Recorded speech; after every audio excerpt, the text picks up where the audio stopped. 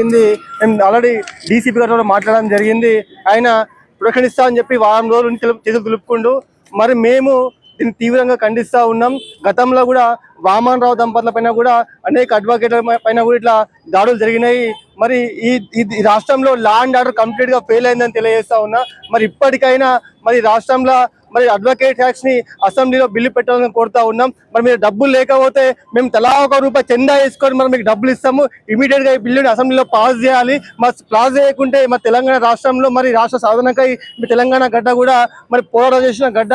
మరి మీరు ఈ బిల్లుని పాస్ చేయకపోతే అనేక ఉద్యమాలు చేస్తాం. మరి మా అడ్వకేట్ల తడాకైనా కూడా చూపిస్తామని తెలియజేస్తా ఉన్నాం. మరి రాష్ట్రంలో అడ్వకేట్స్ కు న్యాయాన్ని రక్షించే న్యాయవాదులకే మరి రక్షణ లేకపోతే మరి సామాన్య జనం పరిస్థితి ఏ విధంగా ఉంటుందో మీరు ఆలోచన చేయాలి. మరి ఇప్పటికైనా ఇమీడియట్ అడ్వకేట్స్ బిల్ ని హైకోర్టులో మరి అసెంబ్లీలో ఇంప్లిమెంట్ చేయాలని కోరుతా ఉన్నాం.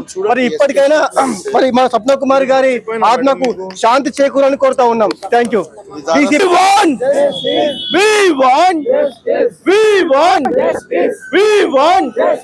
We want